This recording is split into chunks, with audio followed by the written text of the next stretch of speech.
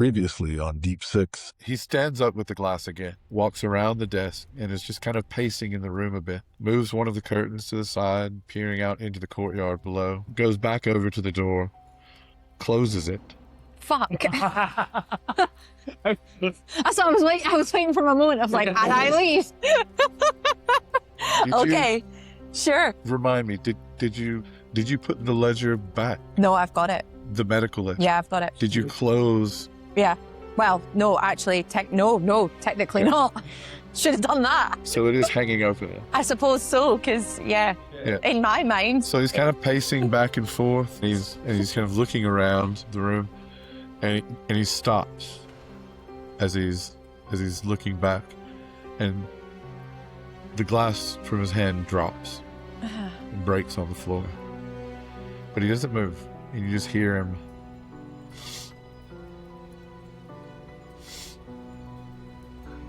He sniffs. This is terribly rude not to announce oneself when in the presence of one's elders, and we'll leave you there to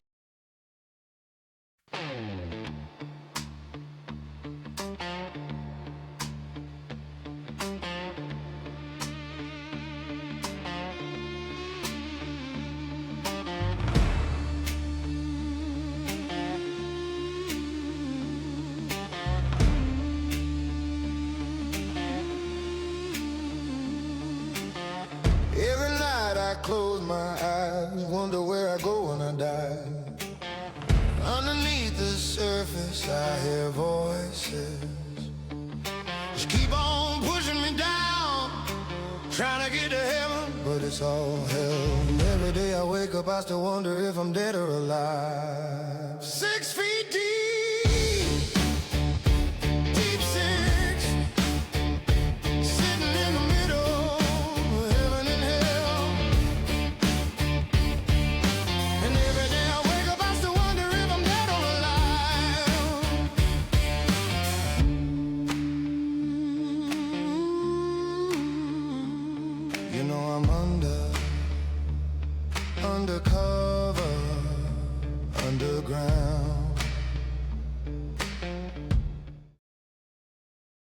All right. So as he says this, he turns on a heel and begins looking around the room. He is searching for you, for someone. And were you to the left or the right side of the door? Depends. What way does the door open? It opens to the right. So you would have been probably to the left.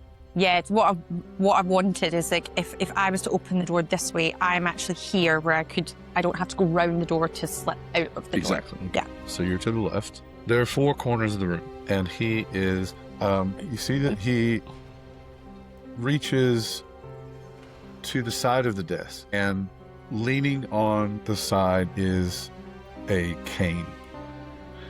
He grabs his cane, and he begins kind of wielding it through the air, searching. Roll a d4. 2. He goes to the corner furthest from you and turns his back to you and is searching in this corner. And he takes just a few cautious steps, and he says again, "Kudos on your ability to hide yourself in such a small space." And he whips his cane through the air, finding nothing. But you do have an opportunity in that moment. What would you like to do? Does he have his back to me? I mean, I think the only way I'm getting out of this room, really, is if I try and open it. He'll know that I've gone out of it, but if I just try and open the door quickly and slip out into the hall. Okay. All right. I assume you're doing this as quietly as possible, though. Absolutely. Okay. Roll a dex check. And by that, I mean probably like a bull in a china shop. 19. Nice. All right. Roll with advantage to see if you crit. No. Okay. All right. But you do, definitely open the door. He wheels, again, we're kind of treating this almost combat round scenario, almost same time action here. He turns on his heel to see the door open. Obviously does not see anyone leave the door, but he walks briskly to the door, just following that. So you walk out the door and are essentially, what are your movements after the door? You've got the bedroom adjacent, you've got the stairs leading down. How close to the stairs? You're right at the top. I'm going to start trying to go down the stairs, going down the stairs. So he follows or approaches the door quickly, and do you look back? You don't look back. And he stops at the top of the stair, and you can feel him looking down the stairs, right? You know, he's close enough that, you know, had you not been invisible, Yeah. I mean, he'd be, you know, 2 arms lengths away. Yeah. Yeah. And you feel him smile. Oh, He says, God, he's awful. "Do come again. So hard to find good company these days." His voice just kind of drifts off as you make your way down the stair. Okay. Where are you heading at the base of the stair? I want to go back towards that garden, where I saw the garden supplies, back to that room Okay, to, so back to the way you exit. came. Yeah. All right, so you exit the way you came, and simple enough. Do you leave your gardening attire in the basement? Nah, I think I'm just going. Okay. All right. So you make your way out. As you exit the cellar door, you are met face to face. Again, you're still invisible. Mm-hmm. You are met face to face with a kind of haggard-looking older gentleman, and at his side, you see a rather large wolfhound. And so the wolfhound's kind of searching around, and again, as you reach for this door to open it, it opens in front of you. So he's opened the door, and the dog kind of stops. It's sniffing and just howls, right? And just kind of howls and barks and begins kind of pulling at the lead, and the guy who's holding the lead is kind of like, "Here, what's got into you now?" And is trying to drag the dog back towards the stair. The dog doesn't seem to have a bead on you, but it does. You get the feeling that the dog has sensed something. Yeah. Right. So you'll need to now kind of sidestep them to get around. Okay. All right. So once again, Can I see out of the door? oh yeah, like you've kind of met in this angled doorway leading up from the cellar. Okay. In which case, and this he's fussing with the dog, so he's not Yeah. kind of looking in my direction, Yeah. no? He's kind of turned messing with the dog, but he is standing in your way Yeah. at the top of these cellar stairs. So, as a movement, I'm gonna move back from him to give myself a bit of distance. Okay, so you're back down into the basement now. So, do I have to the stairs to get to the cellar door? Do we walk up the stairs? He's standing at the top of them. They are quite wide, Mm-hmm. so you could try and shift past. What I'm gonna do is they know someone was here, so that's fine. I'm just gonna take one step back from him, and I'm gonna cast Misty Step.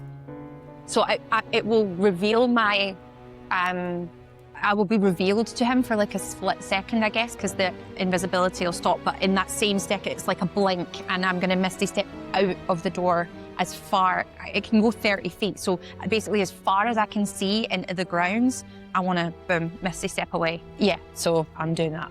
Okay, all right, great. So you can kind of Misty Step towards the corner of this hedge garden, and as you reappear, you're now looking at the gentleman and the dog, and he kind of wrangles him and says, "Come on," and he's kind of dragging him down the stairs into the basement. You just hear him fussing with, you would assume, putting the dog away, locking the dog away. Okay. So now that I'm out of the mansion, I'm gonna use the ear device just to get some assistance, even just I want to go back. Where I came to So take. as you touch the device, you hear kind of a squelch, and it is kind of early to later evening, and what you hear is music. You hear chatter and a bit of just kind of general bits and bobs of conversation, but then coming through more clear and loud, you hear conversation between very familiar voices to you. You hear Mac and Ruby coming through your earpiece. Okay, so in hearing this, I'm going to kind of, because I'm at the hedge garden, so I'm going to make sure that I'm no longer visible from the house. I'll kind of hide behind one of these hedges, and I'm just going to kind of crouch down, and I'm just going to, Messia's kind of going, thinking this is really weird, and she doesn't know, is this two-way communication? So she's like, this might be absolutely pointless, but she's going to go, I don't know if any of you can hear me, but I could really do with some help. Okay, and we will leave you right there. All right, Stenny. Yo. After taking rest in your bunk, you are approached by Argent, who shows up at your door. And initially, she says, I have a change of assignment for you. And she leads you out through the city, and you reach what looks to be one of the larger exterior walls from that central portion of the city where you know the courts are. And she hands you a small brass token, and on the token it has a symbol of, looks to be a female figure with a large urn pouring water. And she says, pointing to, we'll call it a hatch. Okay, kind of a large square entrance. It would be a door if it were tall enough. For you, it seems perfectly logical. Yeah. She says, there's a maintenance operative below. He has requested assistance. Try not to make it worse. And she opens the door. It's got kind of a big wheel, which she bends over and kind of wrenches open. And you just feel the weight of this thing as she pulls it open for you and ushers you into the hatch. Just a little ways inside the door, there's a ladder, and climbing down deposits you into a wide sewer junction lit by sputtering alchemical lamps. Something moves in the water. A voice echoes out of the gloom. There you are. You see a stocky dwarf, heavy rubberized leather waders, kind of wades into view up to his thighs in this liquid. Boots splashing, his beard is braided tight and singed at the ends just below the water level you feel to purpose. He drags behind him kind of a wheeled tank with hoses, pressure valves, and a brass nozzle the size of a trumpet. He kind of grins at you. Name's Brennick Grimond, janitor. And he kind of gets in real close to you, and you can smell him. I mean, even with the smells that are in here, you can smell him. Say it don't clean itself. He kind of squints at you and says, you look like you can handle things. Set them on fire. He pats his machine proudly. This here is a sanctified incinerator unit. He leans in closer again. Don't point it at your face. Or mine. And he kind of carries on past you, pushes past. We've got blockages. Living ones. The city's got a habit of digesting poorly. There's a large pipe up ahead. It's kind of bulging, and you hear chittering noises inside. Brannock opens a valve and puts the nozzle up to the thing. Rats! Big ones. Too many legs. Burn up. So he hands you this device. I need you to roll a dex check, please. Dex check is... When Dex is certainly here.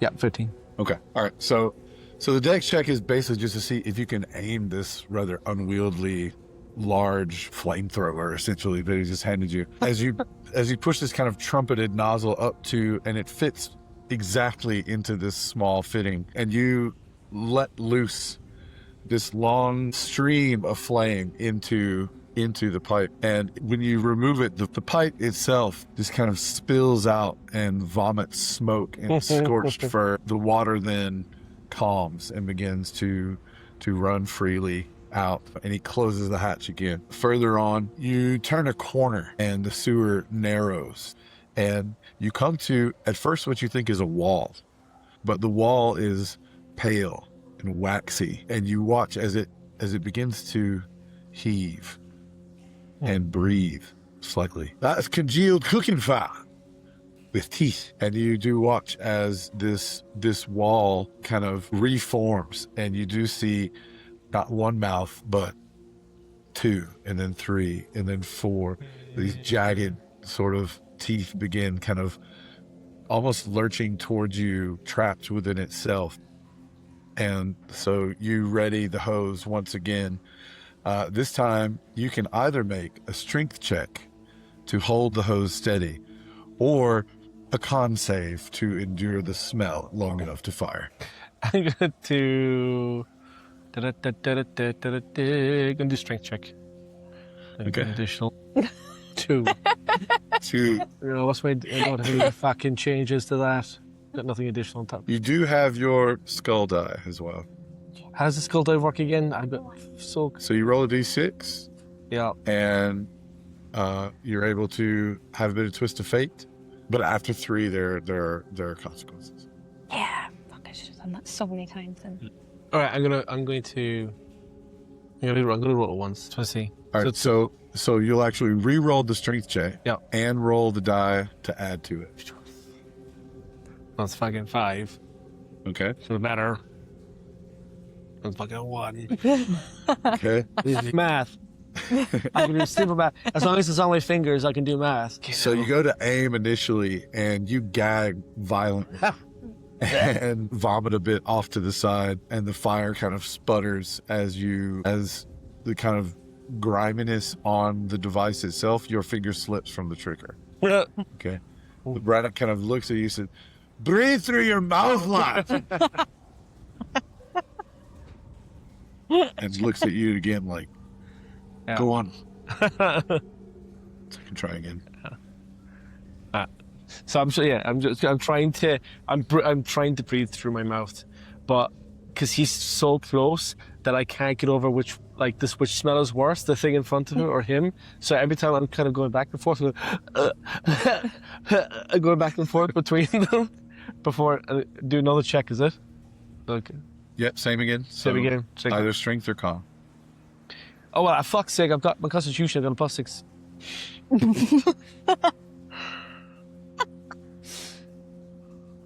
Well, 9, fucking 12. Right. Okay. It's good nearer than it was.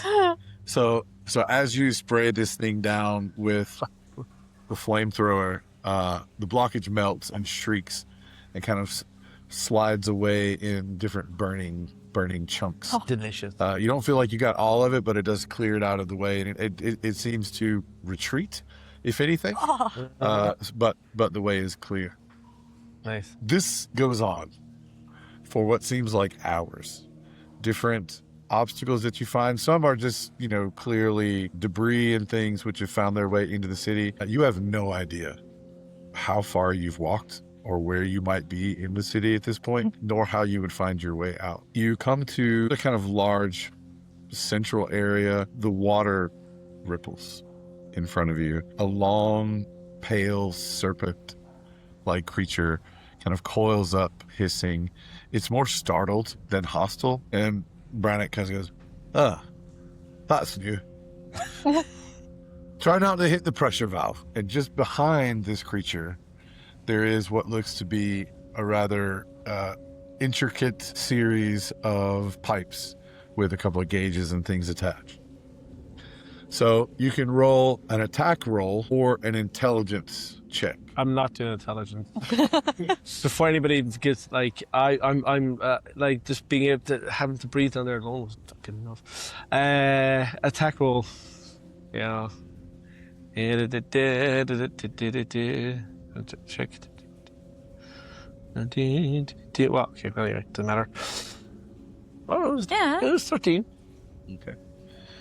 All right. So the flame bursts short and loud, and the serpent flees in a cloud of steam and sparks. You do hit one of the dials, and it just kind of melts a little bit and falls away. And Brennan goes, that'll need recalibrating. As you continue to work with Brannock over the next several hours, you are dog tired. Can you roll a Constitution save for me, please? Did it? I'm gonna pass the Constitution save also. Oh, I'm gonna go there. That's a fucking 3, and then so I'm gonna plus a Constitution saving. 9. Okay. Do you want to do anything with this roll, or leave it as it? Can I do anything? I'm not gonna change my. I'm not using that thing again. All the consequences. No, none of the benefits. none of the benefits. No, I'm gonna skip that one. Okay. All right. So Brannock begins to grow serious. Okay. And he shuts off the tank. He says, "Right, that's the easy stuff." He points down a sloping tunnel where the lamps are broken. You feel in the distance, you can hear voices shouting. Something is moving through the water down there. He said, "That way is not my jurisdiction." But he hands the flamethrower to you. He says, "But it'll be theirs." He kind of jerks his thumb towards the sound. He says, "Go on. And tell them I kept things tidy." And as you kind of make your way into that kind of large sewer entrance, "And lad, if it's got too many eyes, don't set it on fire." Right? No. Nemessia. As you reach out through your comms, you get no response from either Mac nor Ruby. And you get the sense or the feeling that you're either too far away or that they are inside the building, clearly where the gala is taking place across from you. And so you feel like you're going to have to wait for them to come out in order to speak with them, or you're going to have to go in. So you make your way around the exterior of the mansion and back through the main gate. The courtyard, again, it is kind of early evening at this point. You do see some people entering and leaving the party, but you feel like it's probably best just to wait until they come out. Yeah. So you make your way over to a part of the courtyard, which is it's kind of set up like a little rest area or maybe even like a memorial bench type thing. And you decide that this would be, an out of the way place to wait. And so you wait minutes, hours, and as you're waiting, you recall earlier in the day when you were following Argent, and your thoughts fall to your mother and to your family and just the events of the last, couple of days. Just, even after a rest, you just feel exhausted and you nod off to sleep, sitting on this bench. When you awaken... Can I take that as a short rest? Yes, you may. Oh, apparently. So as you awaken, you kind of takes you a minute to remember where you are and why you're there. Yeah. And your eyes are a bit blurry, and there's a bit of commotion as you see. There seems to be a large crowd of people huddled around what looks to be a body. And then you look back left towards the mansion, and you're not sure. She's dressed differently than the last time you would have seen her, but you think you see Ruby. You notice the ears. Yeah. You see her kind of look around and then don a cloak. And she doesn't become invisible, but she looks kind of shimmery. Yeah. And you see her duck into the same garden which you went into earlier. But almost at the same time, you see Mac is standing at that fountain, and you see him enter into a grate, a manhole, something you're not sure, but you see him he's there and then he's not there. He disappears. And then quite clearly through the mic, you hear the same voice that you heard earlier. Yeah. Who the fuck are you? And then you hear Mac, who the fuck are you? What would you like to do? I'm gonna try and, since I don't know where the hell he's gone, I'm gonna try and slink around to catch Ruby in that garden. Okay. You actually have to pass where Mac was Okay. to get there. So as you're passing by, you do see there's a manhole cover, Okay. which is propped open, and you can see kind of light moving down, and I mean you can almost see the top of Mac's head because he's 7 feet tall. Oh, yeah, no, then I'm gonna follow him. Okay. All right.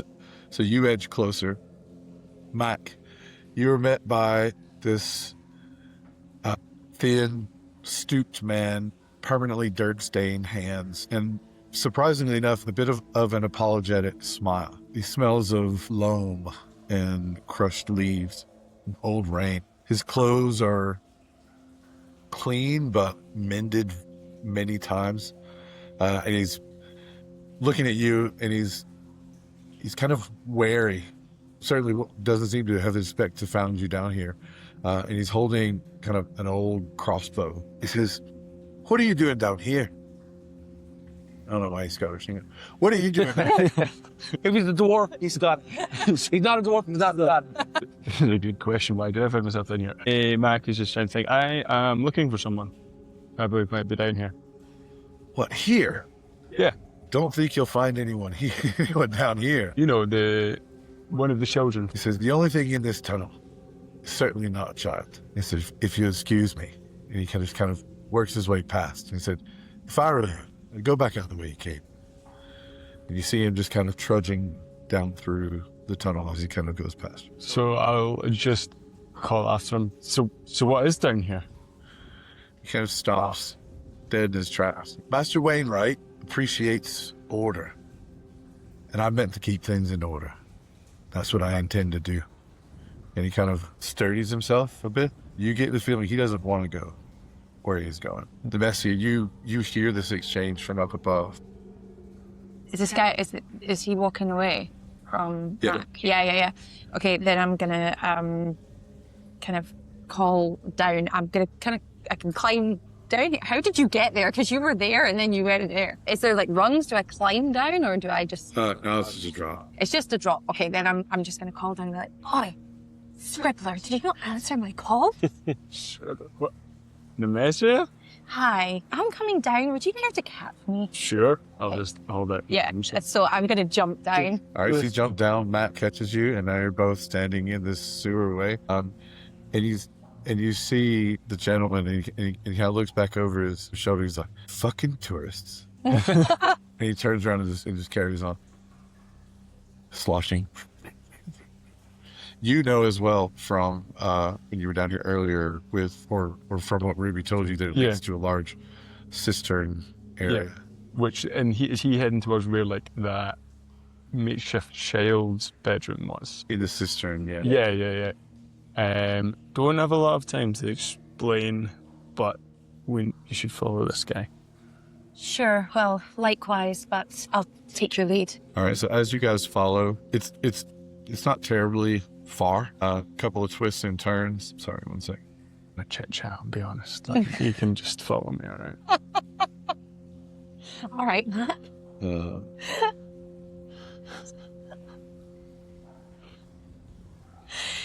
I heard you're quite into high five. You'll be pleased to know that I'm not. No written down, it just says Brannick, sewer dwarf.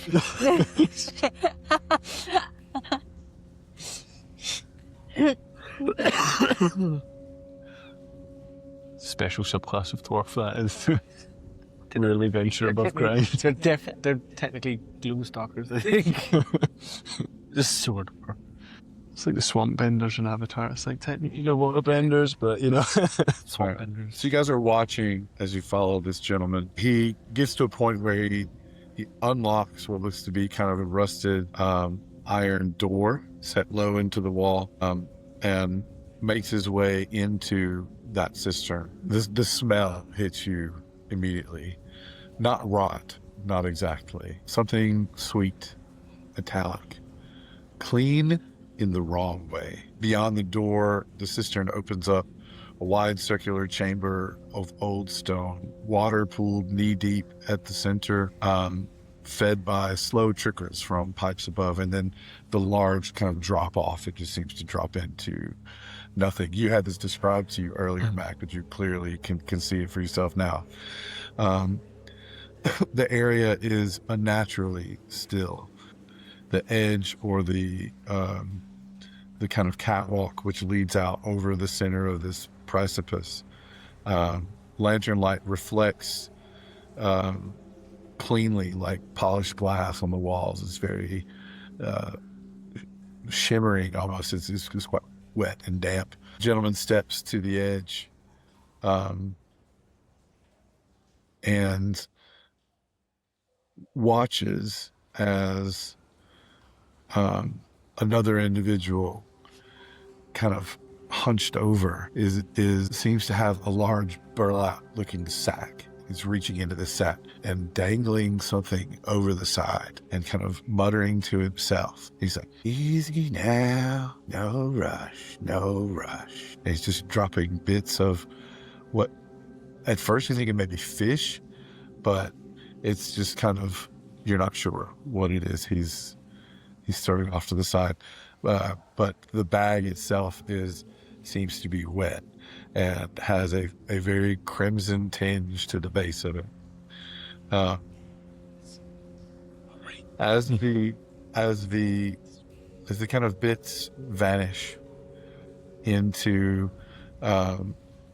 it's not complete darkness. You do see kind of the surface of the water now. You can hear this person speaking as well. Again, good, still hungry. And then he hears the gentleman that you were following steps on something and it alerts him. So you can see that figure, thin, hunched, wrong in the joints. His skin is kind of hanging loose, stretched. His eyes are sunken but alert. He doesn't even appear to be of the living. So he kind of clutches another bundle of meat and kind of looks up in your general direction. You're not sure if he's seen you, but he's definitely seen the guy that you're following. And he just kind of smiles this kind of almost toothless grin, like there are a few smatterings of teeth in his mouth, but they're all yellowed and almost all ground to points. And he looks at him and smiles and throws another bit of what, again, now as you're closer, looks like some sort of flesh that he's throwing off into the cistern. This time, the water bulges almost for a moment. You see the edges where there shouldn't be edges in water. Straight lines, corners, faint distortion, almost like you're looking through thick glass. The surface, it kind of lands on the water, almost in this kind of, like almost if it were frozen, but then it accepts the meat for the offering. The individual which you see that was feeding it kind of tilts its head listening, and a soft slurp echoes through the chamber as the water settles. The gentleman who you were following bows his head and he said, "That'll be enough from you now." And he goes to kind of load the crossbow or to prepare it to fire, and the person who was doing the feeding kind of looks out of it and goes up onto the railing, and then leaps over the cistern at the gentleman that you were following, with just kind of comes out at him. And how closely Okay. So you see him jump on and attack, and he's literally this kind of hunched figure, grasps onto this man and is wrestling with him and bites him in the neck and rips out with his teeth the throat side of this gentleman who you were following. And the two of them, I mean, the guy's still standing, right? And is just kind of lurching back and forth, and you watch as the two of them fall over into the cistern. Okay, without being able to see fully down in there, but you do hear this kind of, again, slap, and then a squelching, slurping sound, and then ominously a very low, which echoes through the entirety of this soup. What were the two you like to do?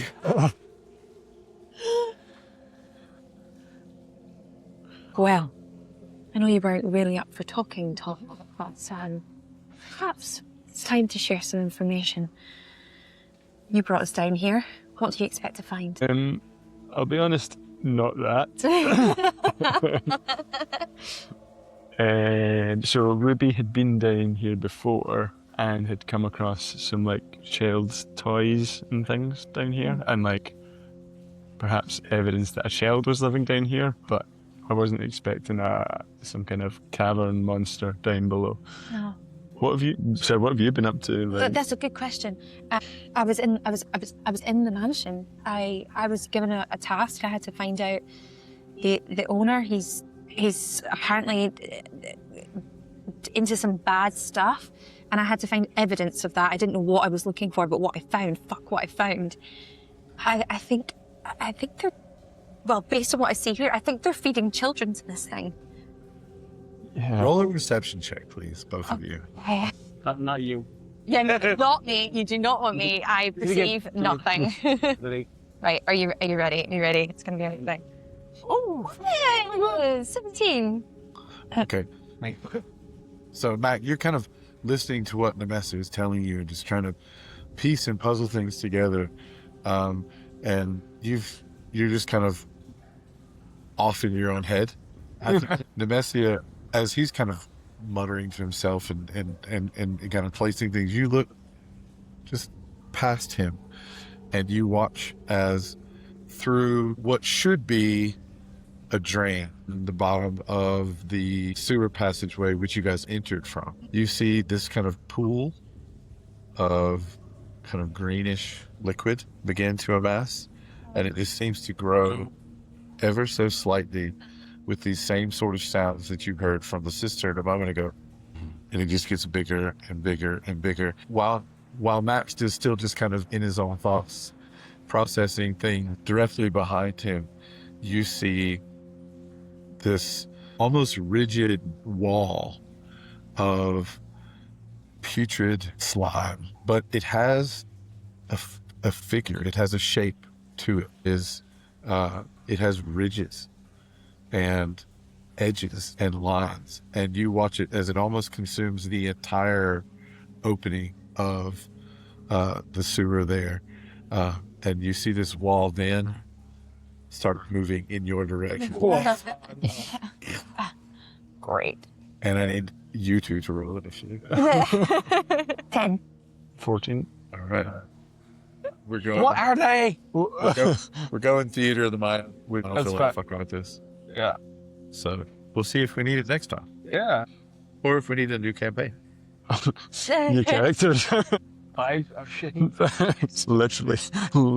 There hasn't been a decent vibe in this place. It fucking has just been this Nah. bad vibe. Nah, it's awful. So this was supposed to be a bit of Good. balance. Where's the good vibes, you know? Yeah. When's the beach episode? I thought the guy said we'd go to balls and, trying to trick some folk and stuff. And I got slimed. I'm fucking spending an episode in a fucking sewer. Hanging out in the fucking sewer. With Brannick fucking shit cleaner out fucking dwarf. And that brings us to the end of this episode of Daggers and Drams. Thank you for spending your time with us, whether you're listening on your commute, painting minis, or rolling dice at your very own table. If you enjoyed the episode, please consider liking the video and subscribing to the channel, or following the podcast wherever you listen. We'd also like to give special thanks to everyone who helps to make this show possible. Your support means more than you know. If you want to keep up with us between episodes, you can find Daggers and Drams on YouTube, Instagram, and other platforms. As always, thanks for being a part of this journey with us. Until next time, pour yourself a dram, roll your dice, keep on telling great stories. 6 feet deep.